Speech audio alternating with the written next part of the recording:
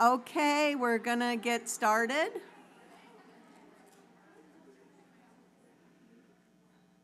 Good evening and welcome to the Fall 2025 A. Lindsay and Olive B. O'Connor Lecture. Thank you all very much for joining us this evening. For those of you who don't know me, my name is Kim Smith and I am the chair of the School of Nursing here at Hartwick. I have been a member of the nursing faculty since January of 2021, and I work primarily with first-year nursing students teaching foundations and health assessment. We would like to express our deep gratitude to the A. Lindsay and Olive B. O'Connor Foundation for making this evening possible. A representative of the foundation was not able to attend tonight, but we want to express our profound appreciation for their long-standing support and partnership. The O'Connor Foundation enables the School of Nursing to invite distinguished leaders and scholars in the field of nursing and other related disciplines to Hartwick College for lectures and workshops series each year. I'd like to take a moment to recognize some people that are with us tonight. And when I call your name, will you please stand up so folks can see who you are? And Dr. James Mullen is actually decorating his house with student government, so he was unable to make it tonight. But we have Dr. Laurel Bongiorno, Vice President of Academic Affairs and Provost. She's way back there. Also, welcome to other Hartwick administration, nursing alumni, faculty chairs, faculty, staff, and students. Finally, I'd like to thank Nursing's Events Committee so very much for putting this wonderful event together. You're amazing and have worked so hard to make this evening possible. Please stand and be recognized.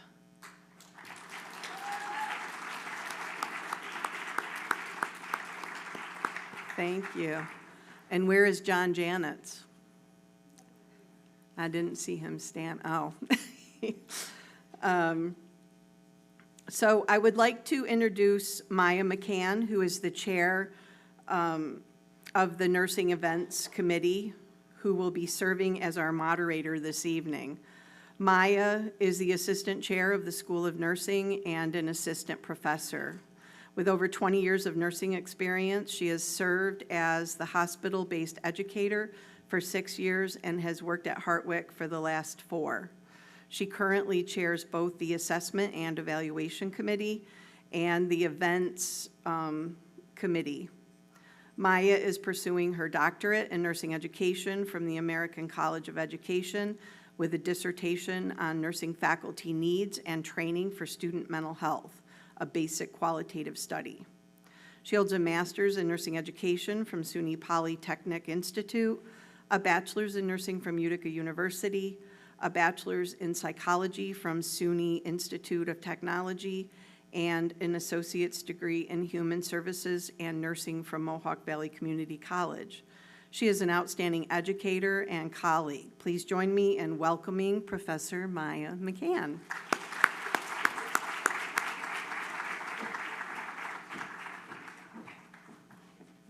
Makes me blush every time. So thank you, Kim, and good evening, everybody.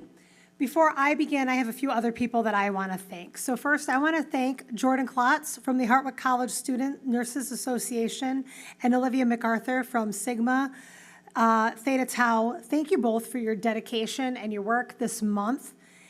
Both of them have been dedicated to help make this event possible, as well as a drive to help support shelters in our area. I also want to express my gratitude to Jessica Eklund. She is from Otsego County Violence Prevention, and her continued partnership and support of Hartwick College and of our nursing students has been just an absolute blessing, and I don't know how we could have come to this point tonight without having her words of encouragement and education over the years. Tonight's event, as Professor Smith had said, is part of the A. Lindsay and Olive B. O'Connor Lecture Series, which is a long-standing tradition at Hartwick made through their generous foundation. The purpose of this series is to help bring speakers to our campus whose experience, ideas, and voices would help challenge us to think critically, act ethically, and lead with compassion. Over the years, the O'Connor Foundation has become a cornerstone of the School of Nursing, reminding us that nursing is not only about providing care, but it's also about advocacy, awareness, and humanity. Some of the most powerful lessons that we remember are not found in our textbooks. They come from stories, and stories have the ability to move us, to open our eyes, and to stay with us long after we leave the room. Tonight, we're going to hear one of those stories, and it will be both unforgettable and deeply meaningful. And before we begin, and before we hear that story, I certainly want to acknowledge that tonight's topic may be emotional and difficult for some. Counselors are available at the back of the theater if anyone needs to step out and speak to someone during the presentation. So when Kim Smith first heard Salka Valerio speak, her words left a lasting impression. The strength in her story and the authenticity of her message resonated, and she brought that idea back to me as I was planning tonight's lecture. That moment led us to reach out to Salka, and we were so excited to hear that she was available and willing to come speak with us.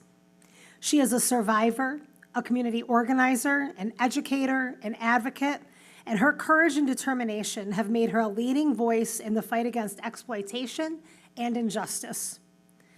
Salka earned an associate's degree in criminal justice from SUNY Broome County and has since dedicated her life to helping others. She serves as a caseworker and outreach liaison with the Crimes Victims Assistance Center in Binghamton. She supports survivors, provides education, and connects individuals with critical resources. Her leadership has been recognized across the state. She has served as the co-chair of the Black Excellence Awards in Binghamton, celebrating community leadership and resilience. She is active with Citizens Action of New York, where she serves to work as an organizer, facilitator, trainer, and amplifies the voices of those who are often unheard. Her advocacy and courage have been featured both regionally and nationally and highlight the profound impact of her work. Please join me in giving a warm welcome to Salka Valerio.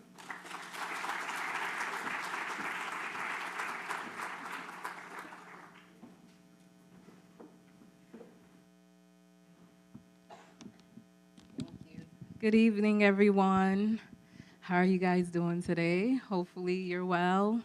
So my name is Salka Valerio, and I stand here not only as an advocate, an outreach worker, but as a survivor.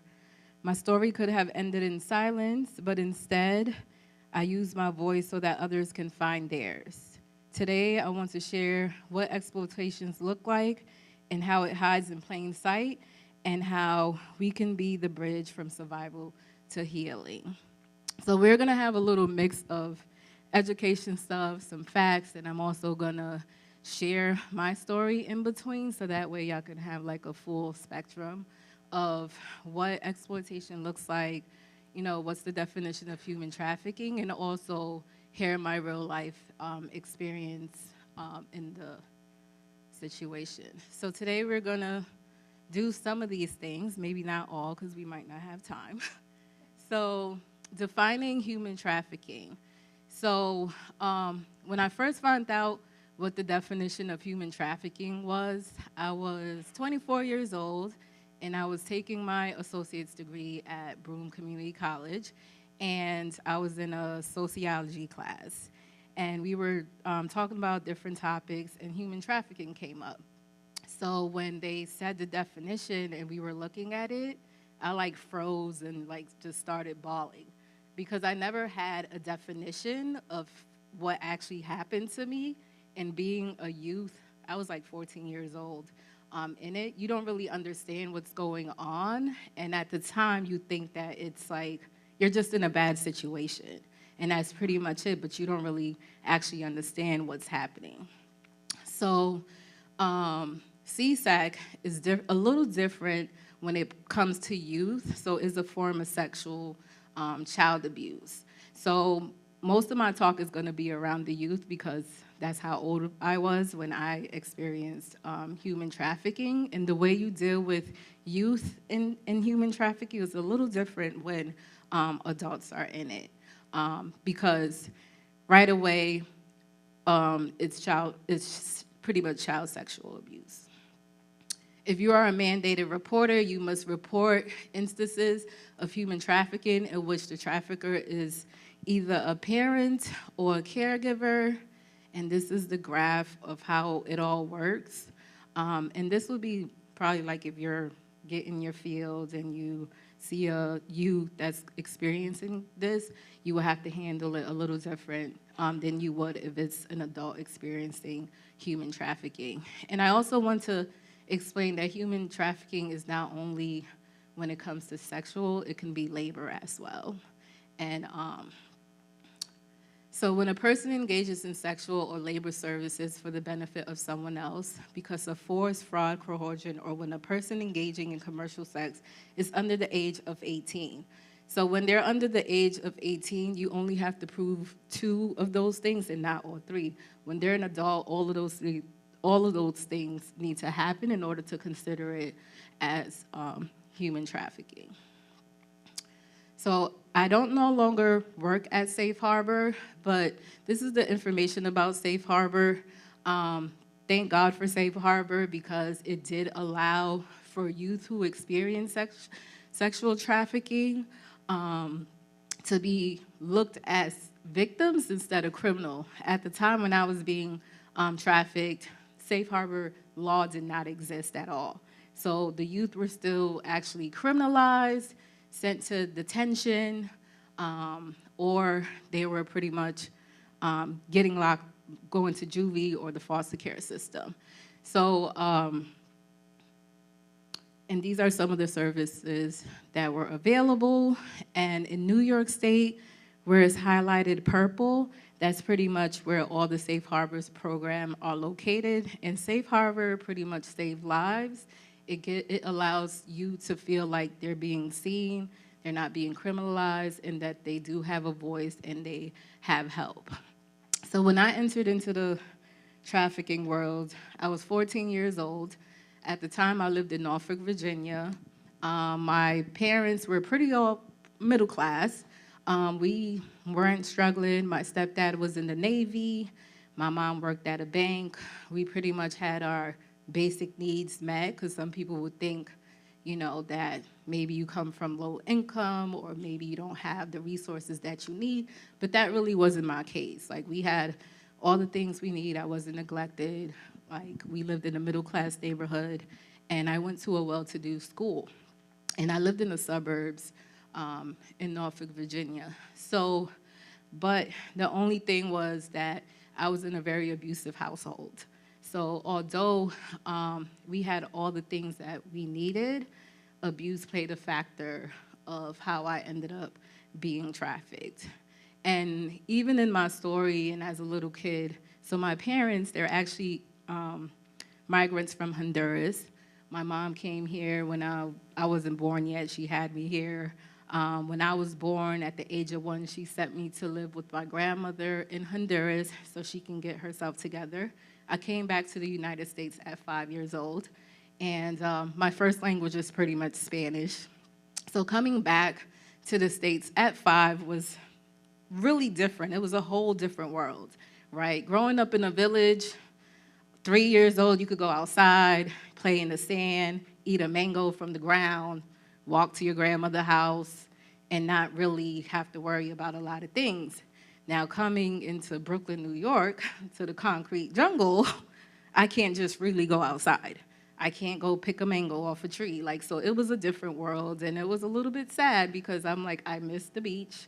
I miss the freedom of living in a village. So it was a little adjustment. And that's the age where the abuse started to happen. And miscommunication is a little different when you have parents from somewhere else and trying to adjust living in the United States. So my mom was very abusive. It was one time I went to kindergarten, I had a black eye, some bumps, and of course the teacher called CPS. CPS came, and at the time, there were only really, do you have your basic needs met, right? The house was clean, you got food, you have a room, you have nice clothes, nothing's going on. So that's pretty much how most of those calls, CPS calls, were. So when I was about 9, we moved to Norfolk, Virginia. It was another really bad incident where she left welts on my body.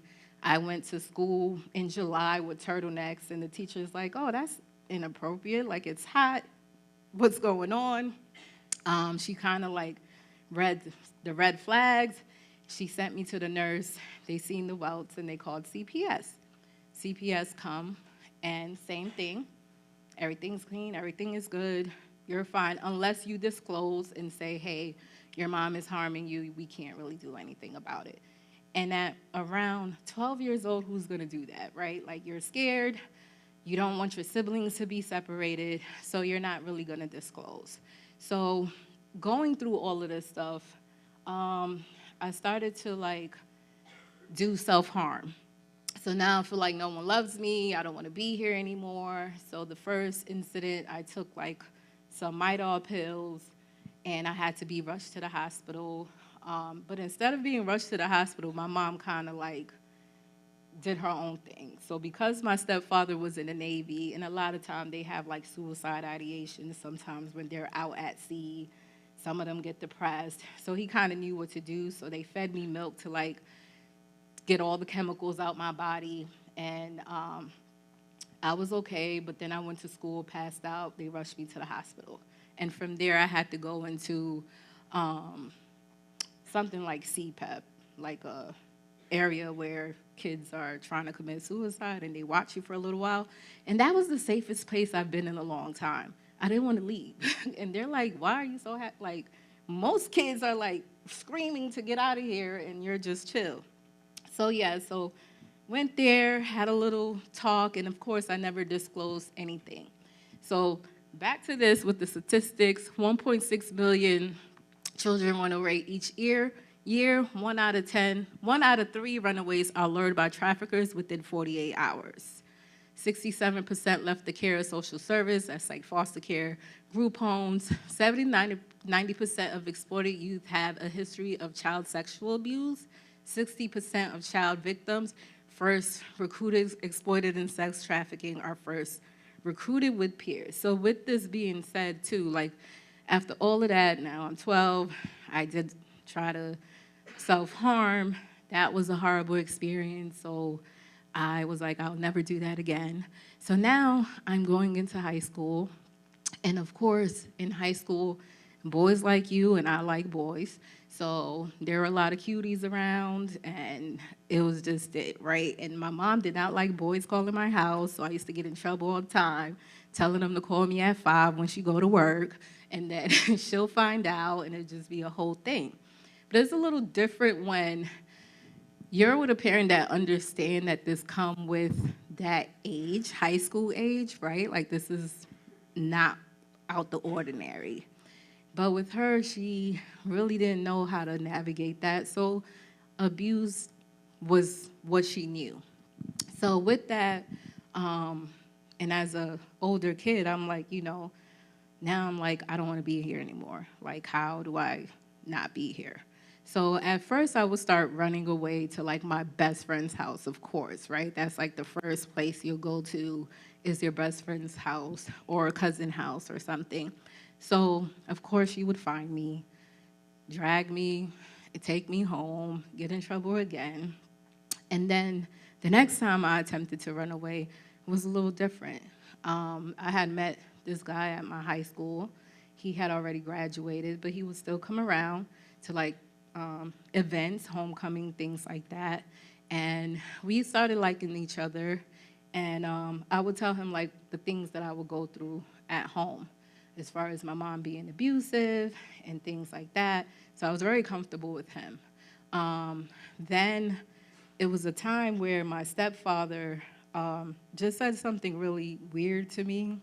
He invited me to go in the shower with him. And at that point, I was creeped out, and I was like, oh, hell no, I'm definitely getting out this house. Like, I'm not going to deal with the abuse from her and then now having to deal with you at this age. So I told my friend, and he was like, you know what, you could just come stay with me and my aunt. I'm about to move to New York with them. And the reason he was moving because his mother had drug-related issues. So I'm like, oh, great. This is a good idea because now she's definitely not going to find me and drag me back home. So I was very a cautious kid only because I had to grow up walking around eggshells all the time. I had to have a plan for everything. So even in that, I was like, well, you sure they're going to take me in with you? Are you sure they're going to allow me to live? And he's like, yeah, you could talk to them. I spoke to them. They seemed pretty fine. Everything was cool. They was like, you don't have to bring anything. Just bring yourself. We got you. You're going to be all right.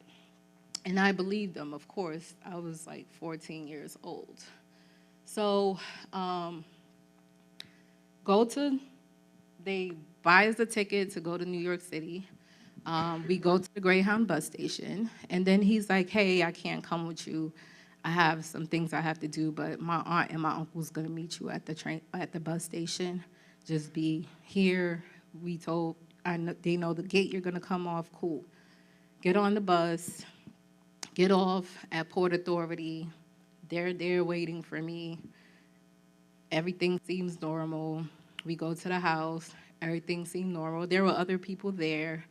And when I got alarmed was when some of the women that were there were calling his uncle daddy. And that was kind of weird to me because I'm like, these people look like the same age. Why would they be calling him? That's not your dad. Like, when I hear the word daddy, I'm thinking you talking to your father. So I'm like, y'all not the same age, so why are you calling him that? Oh, it's like endearing. I'm like, well, that's his wife. So why are all of y'all calling him? That's kind of weird. So then one of them's like, oh, he's our pimp. And I'm like, I don't even know what that means. I grew up in a sheltered household. Everything for me was the color of roses, rainbows, and Skittles. I didn't know nothing bad. My parents, they even smoked cigarettes. They barely drunk liquor. So they were one of those parents. These are parents that don't talk about sex. They don't really talk about things. I was in a sheltered bubble. So I don't know what a pimp is. I don't even know the meaning of that. So they're like, he's our pimp. I'm like, all right, well, that don't mean nothing to me because I don't even know what that is. So then he comes and says, oh, well, you're going to have to work for you to pretty much earn clothes and things like that. And I'm like, well, I'm 14. What job am I going to get? And they explained that I would have to go on a track. And in my 14-year-old sheltered at-home brain, I'm like, we running races? Like, why are we going to be on a track? So they're like, no, and could tell that I'm really naive. They're like, no, track is not, you're not going to run a race. You're going to go sell your body for money. And I'm still baffled, like, what does that even mean? So they explained it, and I lost my cool, and I was crying, and I was telling them to take me home, and I want to go back. I didn't understand what was going on, like, just take me home, and I'm not even going to say nothing, and they pretty much refused. So even in this, what does it look like? Backpage is old, it no longer exists, but there are different websites that continue to have pages where women go to sell themselves. Forced paying back a debt, so that's kind of something that they used against me. And they did tell me that they actually paid the kid that introduced me to them money for me. So he wasn't coming, and it was all pretty much like he got money from me, I was delivered to them, and that was just the end of it. And then all of these things right here, high-risk runaways, couch surfing, survival sex, LGBTQ, gang-related. And then gang-related, how these are the things, how it would look. Forcing you to sell sex for money and bring them back to profit. School-age boys selling pictures of naked girls online. He gathered photos from their boyfriends, and these are real examples. Boyfriend or pimp befriending youth, convincing them that they're in a relationship, and then asking them to have sex with other people to help pay with rent money. Parents selling children for drugs or money. homeless youth selling themselves for their basic needs, meet someone that says they can help find them work, end up convincing them to sell sex for food, shelter, and money. So that's pretty much what it looked like. And even my trafficking situation is a little bit like on the extreme side than this, because it could just be like a kid living with his mom and his mom is strung out on drugs, and for her to get high, she allows people to come in and violates the kid and get the drugs that she need. Or it could be like a neighbor or somebody at school that go home every day. So it's not always as extreme as the situation that I went through. So I had a gorilla pimp. I've been with different type of pimps. Gorilla pimps are the most violent ones. So they use force, violence, force, and pretty much is a really violent situation. So after I kind of figured out what was happening, I was crying, I was refusing, I didn't really want to do much. They pretty much forced me. I got beat up. They kind of put me in a period of, it was called the breaking period, where I got sexually assaulted, and it was to the point, it was like either you're gonna die today and no one knows where you're at, and they can just put you anywhere, or get into survival mode. So I got into survival mode, and I said, okay, I'll do whatever it is that y'all want me to do. But even me saying that, in my head I had a plan. So they explained to me what I had to do. We went to areas, so where I got trafficked was in New York City, and there's different areas, and at this time, this was back in like, I ain't gonna age myself, but early 2000s, and it was mostly, there were areas in New York City that were hubs for trafficking. So there was one in Brooklyn by like Pennsylvania Ave, behind the Galaxy hotels, at night at 12 o'clock. That turns into like a track where you have women selling their bodies. So they would say, okay, you go outside, make sure you can't make eye contact. You can't really talk to anybody that's not trying to buy you. And if you do, you can get in trouble. And they had all of these rules. And I don't care about these rules. I'm gonna make sure I get home. So I go out there and I do what they tell me to do. I get in the car and I tell this person in the car, I'm 14 years old. I don't want to do this. Can you take me to the bus station so I can get home? And this person ended up being another trafficker. So because he was another trafficker, he drove me back to my trafficker and was like, hey, she just said all it is to take her home. She violated the code, so now you have to pay me money to get her back, or she stays with me and she works off whatever money I'm asking you, or she could choose just to be with me, which means that I just switched my trafficker. So the best thing for me to do was to just choose this other person that I had no idea who he was, because I was afraid if I went back to this one, it would be a bad situation because I already violated. So now I'm here and I'm with this next person. So who could be the traffickers, right? In my story, it could be gang related. It really could be law enforcement. It could be politicians. It could be your family members. It could be a teacher, small business, large scale operation, labor contract. Really, it could be anyone. No one's excluded. It could be your best friend in high school. Like, you just never know. It could really be anyone. And I'm not here to scare you guys. This is just like to let you know that this doesn't happen, because a lot of the times they make it seem like it happens in India, it happens in China, Thailand, like around the world. This happens in regular neighborhoods every single day. It was to the point when I was navigating the situation, I'm like, damn, everybody in the whole world is a trafficker? Because even when I did have the courage to ask for help, backs were being turned. So, so going through all of those things, and now, there was one day I got really, really sick. I was dehydrated. I was kind of refusing food, And with them, it's like if you don't make enough money, you don't eat. So I was getting malnutrition, and I ended up in the emergency room. And when I ended up in the emergency room, my trafficker was with me the whole time. And in my little mind, I'm thinking, yes, this is probably a space that I can come into and somebody would see me and know something is going on, and maybe I'll get some help.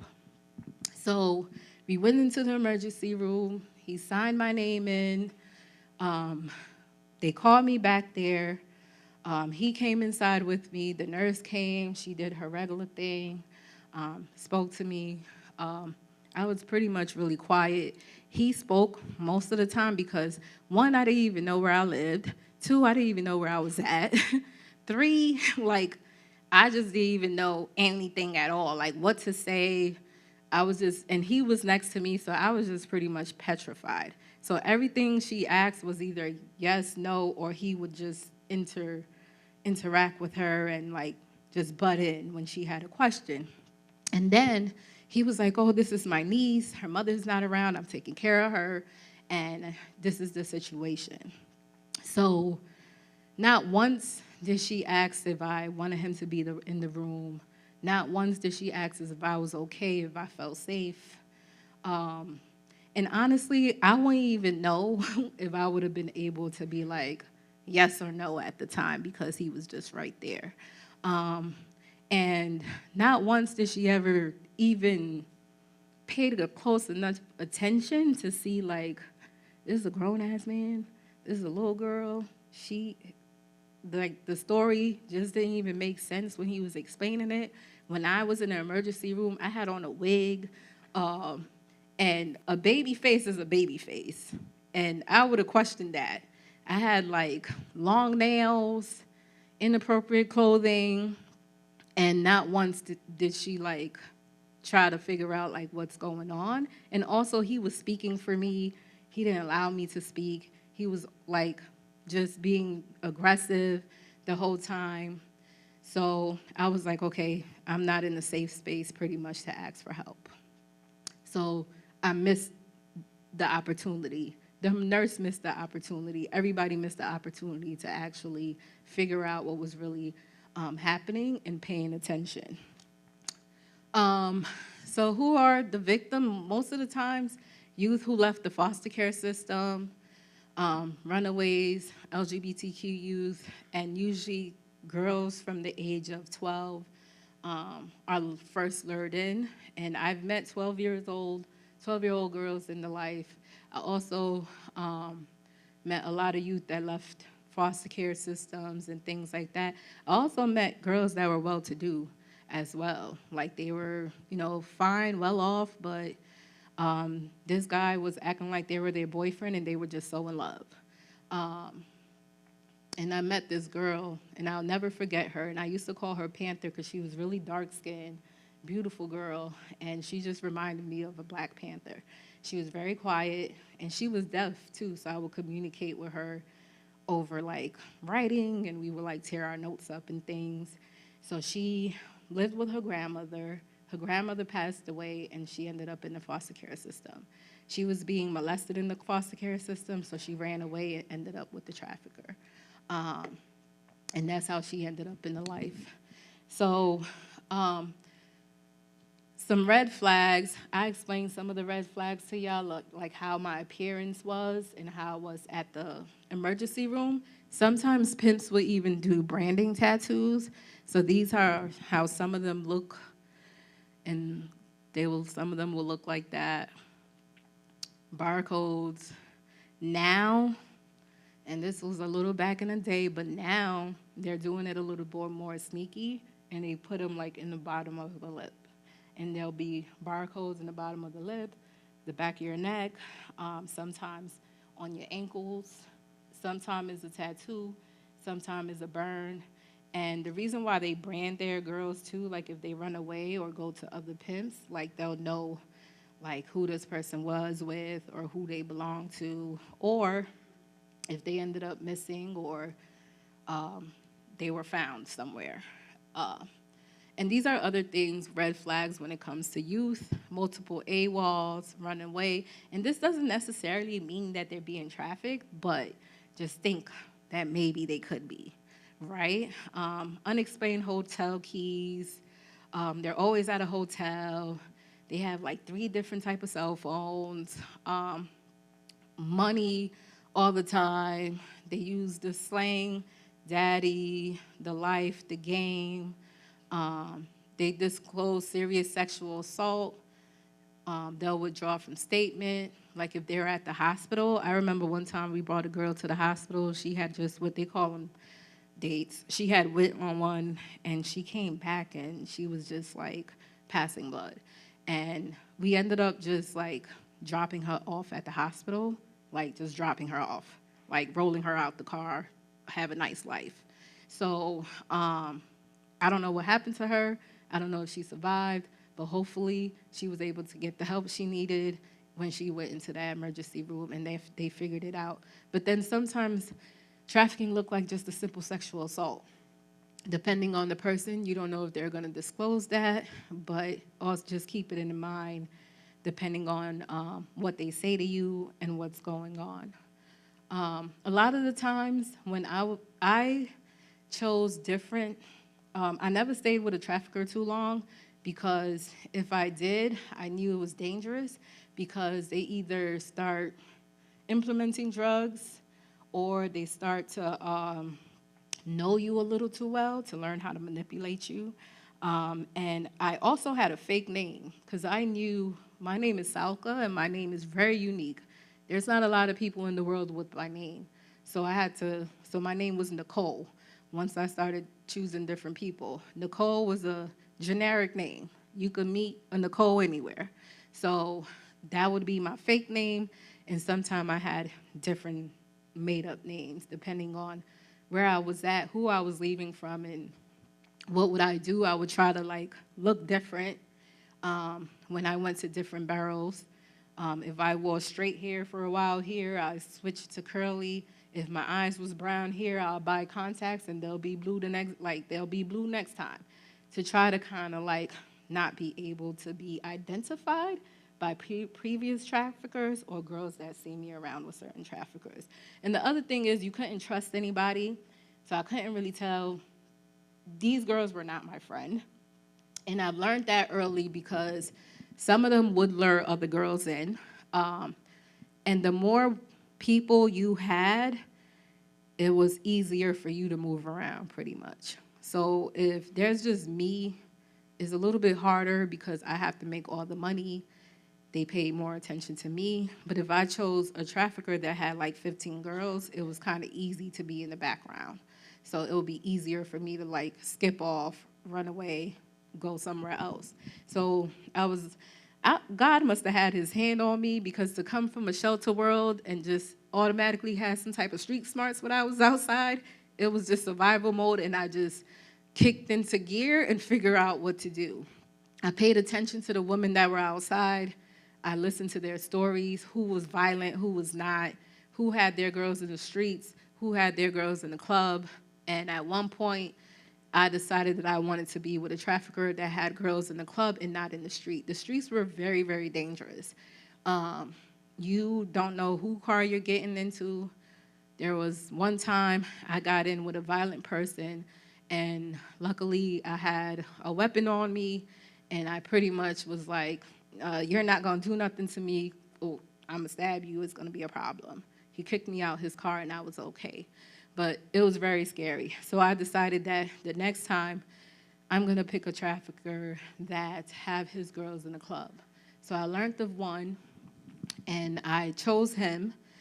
And by this time, I think I was probably like in the life now for a year. And this trafficker that I was with, he was a lot different than most. Nice house. His girls was always nice looking. His girls weren't allowed to do drugs. You had to look a certain way, because to him it was like investment. The more prettier you looked, the more healthier you look, the different clienteles you would attract, and the more money you will make. And he had about 15 girls, 2 houses, and it was easy to kind of like blend in. not to be pressured to make all this money and kind of like hide a little bit in the shadows. When he had too many girls, because everybody wanted to be with him because he took, good care of his girls. He even had girls that came back and forth. And a lot of these women were older women that were more established in the life, and they were making like $60,000, like a lot of money. And a lot of them, even if they leave, they were addicted to how much money that they made, that they just kept coming back, and it was just a hard thing for them to break. And not only understand that now because of the work that I'm in, but before I used to be like, these women are crazy. I would have never come back if I was allowed to leave. So with him, I started to get comfortable. I had a grand time. We went to parties. Things was great. He had enough girls that I could not even be doing nothing and be like, I stole $100 from this guy I faked a lap dance with. Here you go. And it was okay. And then since he had so many girls, he had to split us up. And he ended up, I wasn't making that much money for him, so he ended up giving me to somebody else. Now, this person was very violent, and at this point, I had to figure out how I'm going to leave the life. And we went to a club, and I met this guy, and he's like, why, you're always miserable when you're in here. Like, you're not smiling, you're not, I'm like, yeah, I'm not having a good time. And he's like, well, didn't you choose to do this type of work? And I'm like, no, I'm only 15. I don't want to be here. So he took it upon himself and said, I'll help you get out. But before that, let's rewind a little bit. I did get caught up in the streets, and I got picked up by the police. So now that I got picked up by the police, this was another time when I was like, oh, great. Now I can get somebody to help me. I could probably say something and get away.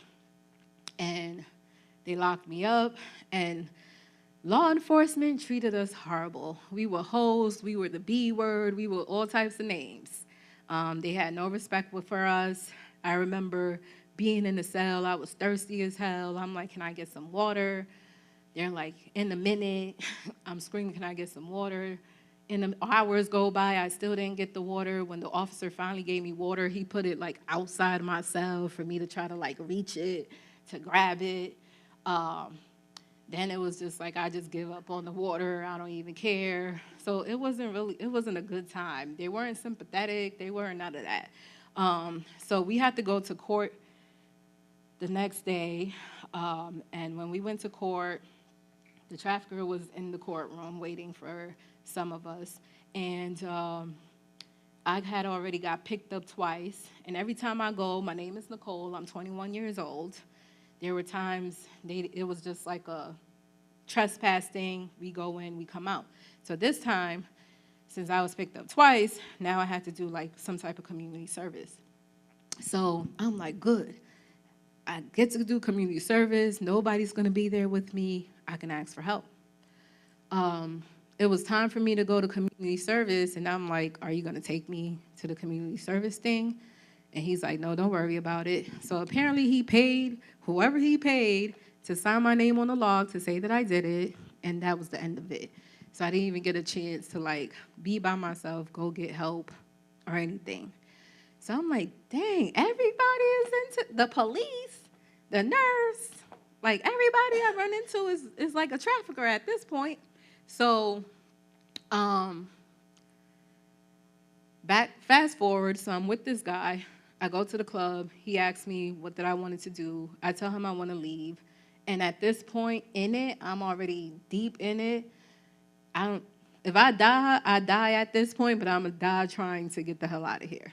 So he was like, all right, I'm going to come through. I'm going to bring you some clothes and we out of here. So came.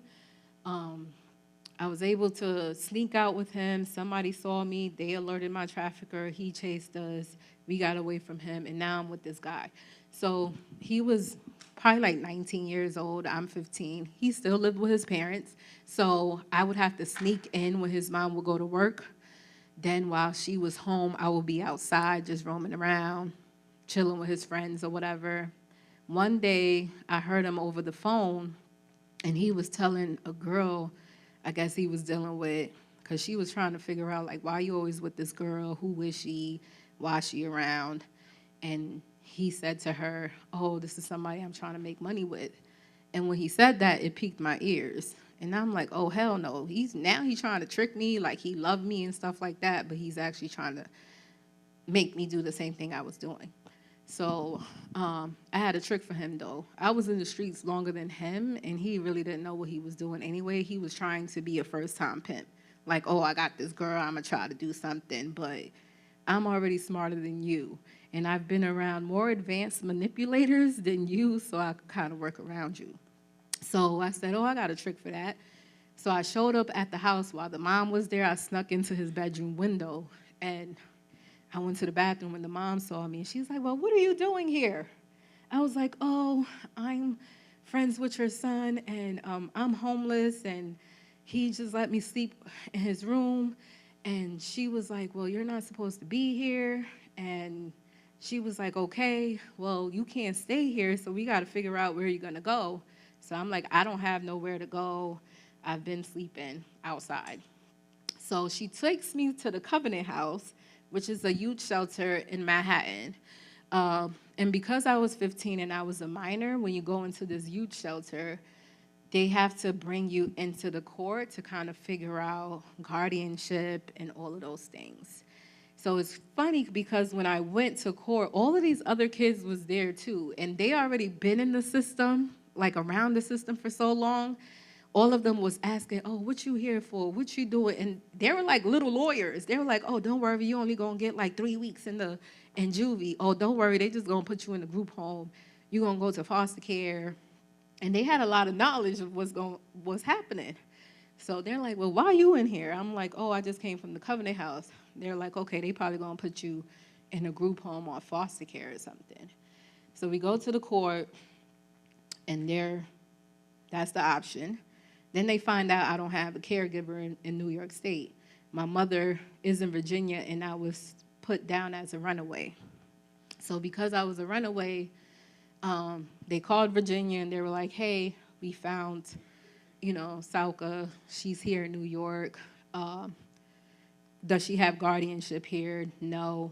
So because I was a runaway and I was high risk at running because I ran multiple times, they put me in juvenile detention, because they felt that would be a space where I won't run from. So I ended up in juvie, and going into juvie, it was another safe space for me. I wasn't scared. I was actually ready to be in there for a minute because I was around people my age. I had a bed, I had food, and I had some snacks, and I already went through the worst of the worst. So girls with attitude, I didn't mind. So I went into juvie. They had to do like an exam. And when they did my exam, I find out that I'm pregnant. So in the moment in time, I don't know, like being in survival mode and things like that, you're not really paying attention to what's going on with your body. I used to be sick a lot, but I didn't understand while I was sick. I just thought that maybe, like, every time I smelled a cigarette, I would be sick. Every time, like, food was nasty, I would be sick. And I'm like, oh, maybe I have a stomach bug or something. And come to find out, they did a test, and I was pregnant. I'm not sure even when I got pregnant at the time, because I got sexually assaulted multiple times by different people. And I sat in juvie for 6 months. Reason why I sat in juvie for 6 months, they were trying to figure out how to get me back to Virginia to my caregivers. So in the midst of being in the juvenile detention center, other girls was having a hard time. I was having a great time. This was easy peasy for me. We got snacks, we got food, a bed to sleep, we watched TV. The girls was helping me out because I was pregnant, so they was all like, oh my gosh, you're having a baby, you want some food? And I would just get extra snacks because of that. And it wasn't a bad time. Like people, that was like the most, anybody would, like coming from an extreme situation, that was a piece of cake to me. And also, I learned how to disassociate a lot. So I would like disappear somewhere else when things would happen.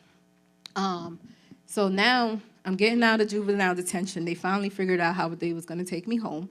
And I flew back to Virginia, And it was so embarrassing because I flew back in an orange jumpsuit. I had 2 marshals with me. You would have thought I was some type of criminal. I had handcuffs behind my back. They were holding me. I was walking through the airport. I got on the plane with everybody else. People were staring, and one person decided that they would like to give me a lecture about life and tell me that I need to get my shit together if I wanted to be great in this world. So I listened, and then he was like, well, what did you do?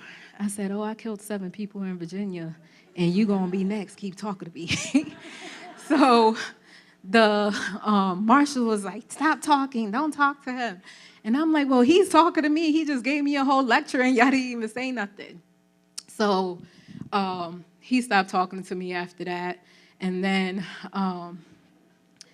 once I got into Virginia, we went into the courtroom, and again, because at this time, I was about to turn 16 soon. I'm like 6 months pregnant now. I go into the courtroom, my mom's there, and I guess CPS went to do their thing, clean house, nice setting. She'd go back home.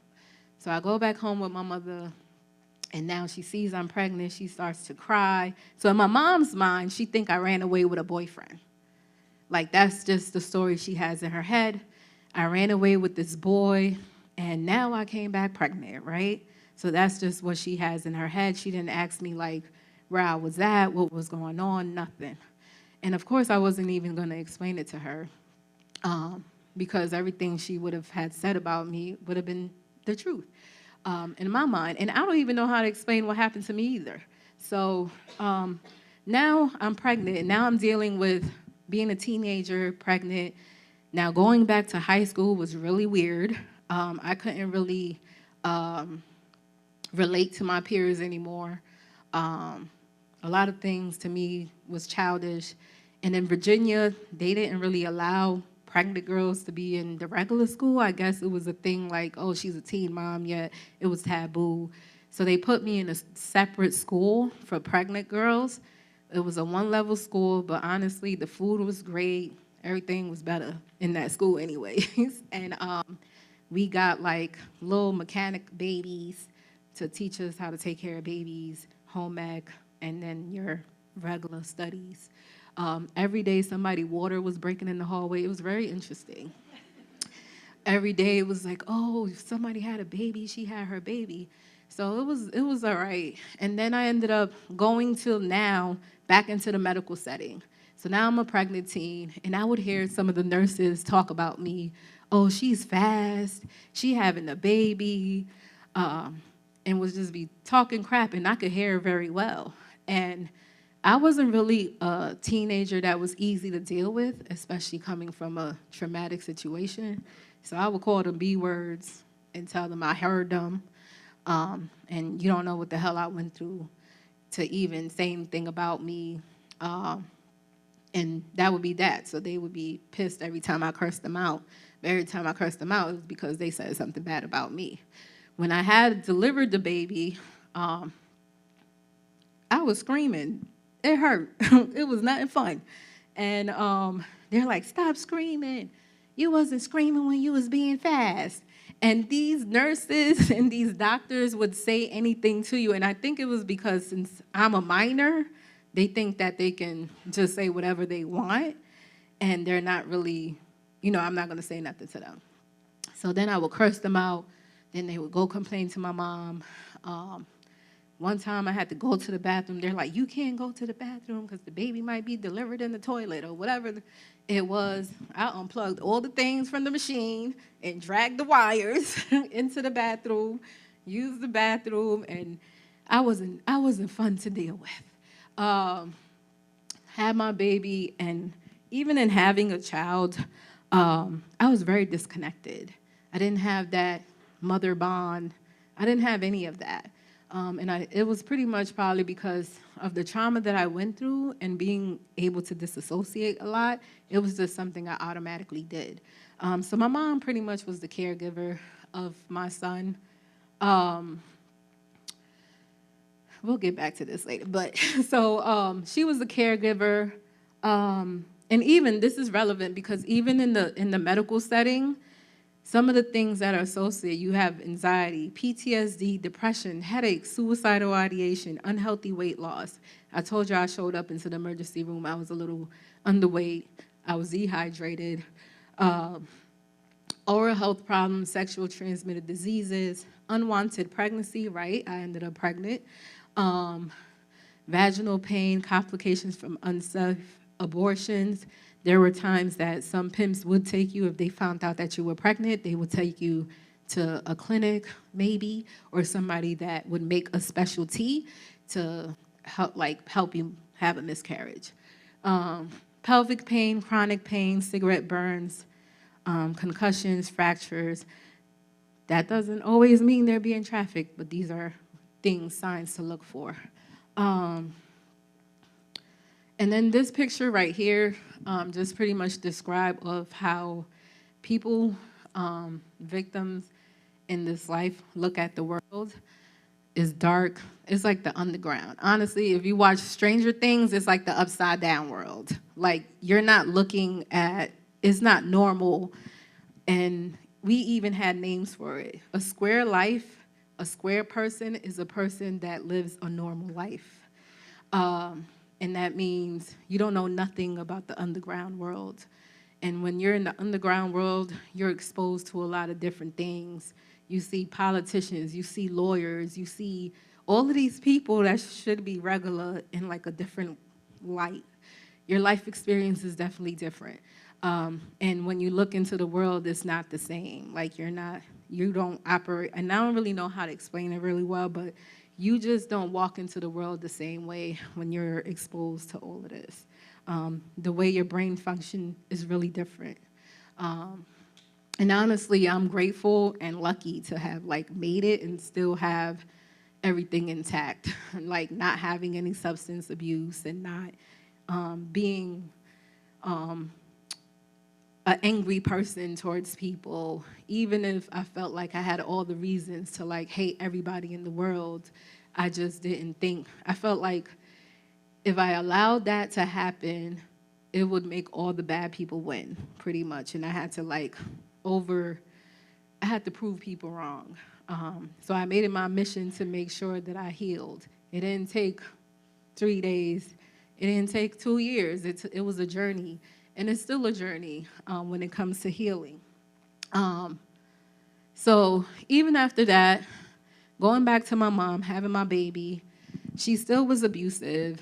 I ended up leaving her and with the baby, and I found my biological father who lived in the Bronx, and I moved in with him. She went to Honduras, and it's a regular annual trip for her, but since I had a 3-month-old at the time, we couldn't fly with her anyway. So I went with my aunt to New York City, and my cousins, they were like, oh, you can't go back to your mom. Your mom's still crazy. Let's find your dad. Found my dad, and I ended up living with him.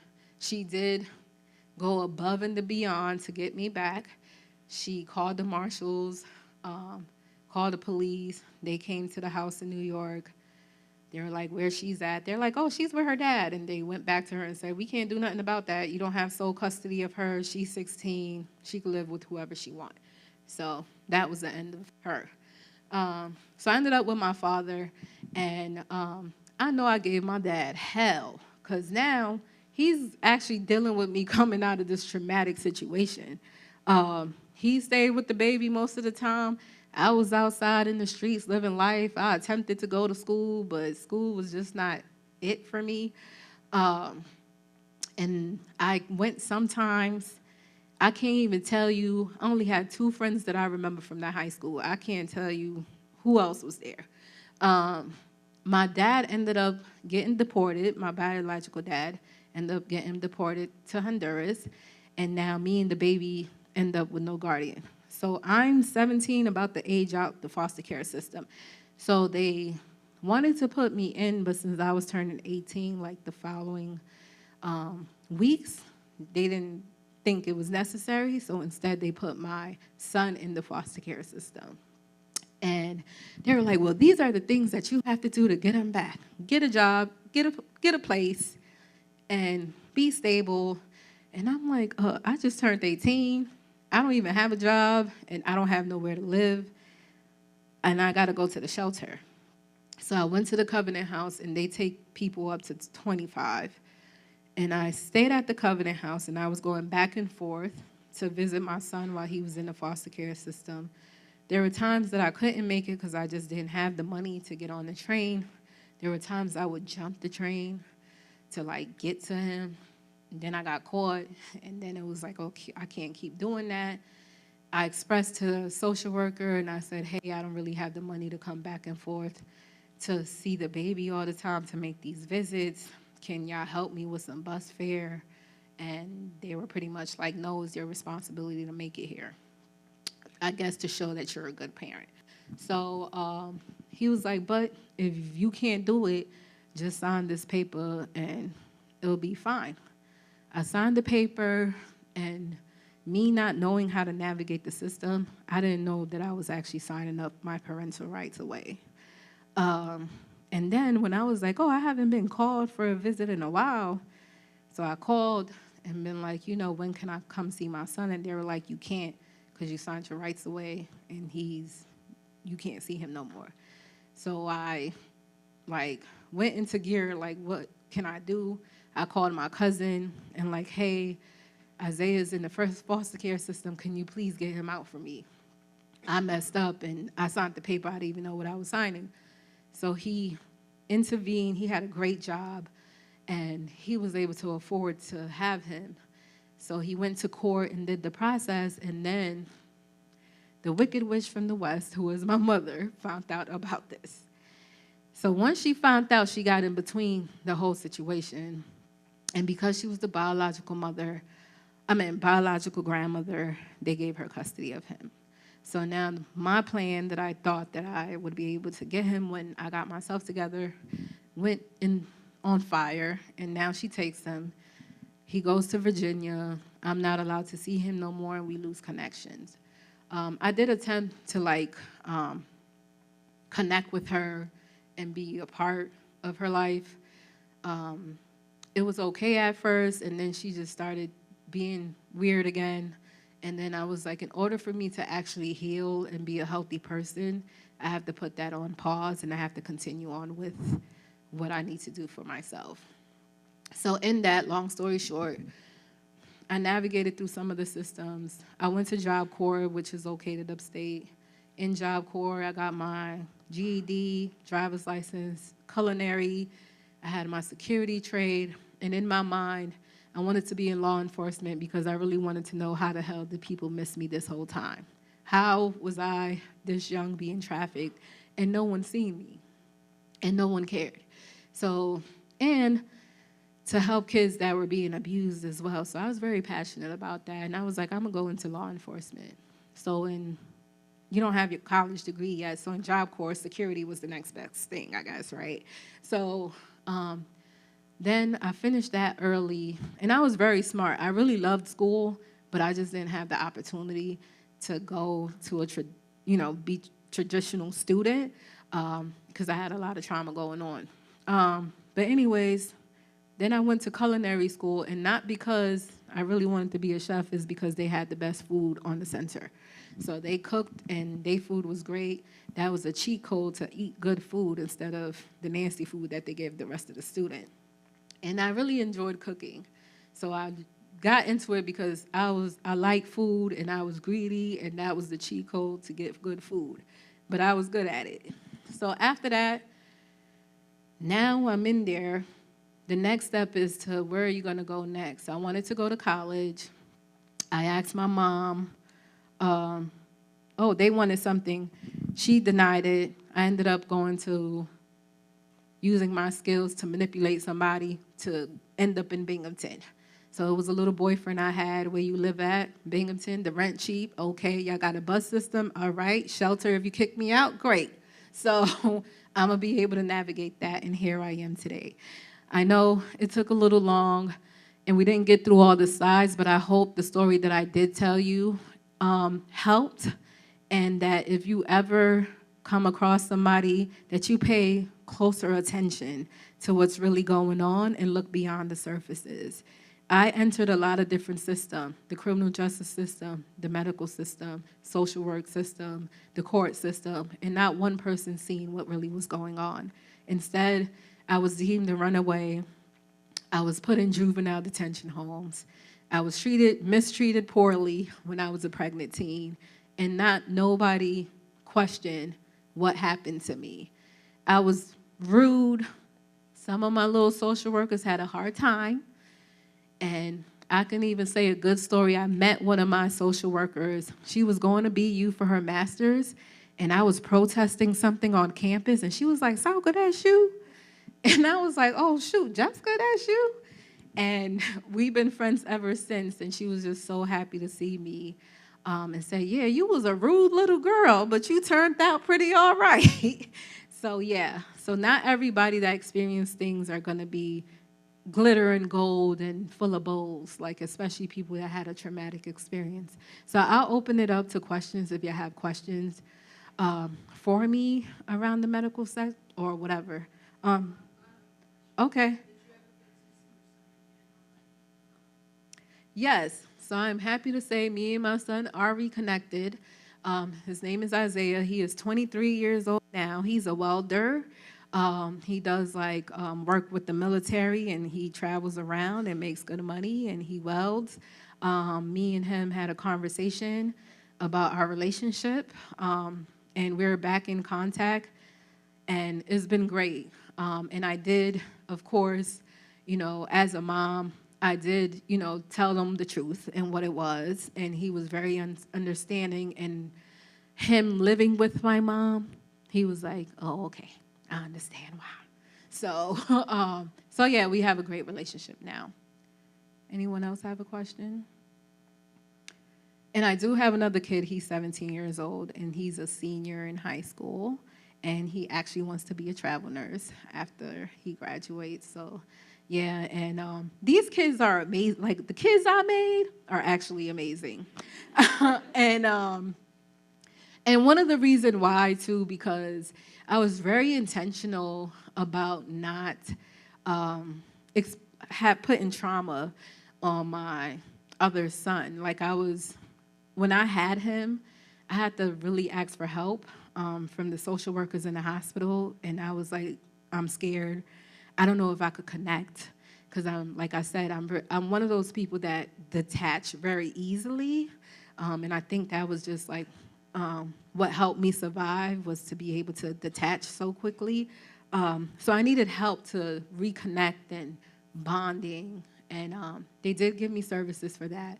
And I was in a program called the PALS program, and we went through things, and it went great. And I was very intentional, too, like with stages, with making sure that I didn't have those abusive tendency that I was used to. And even working at crime victims helped, too.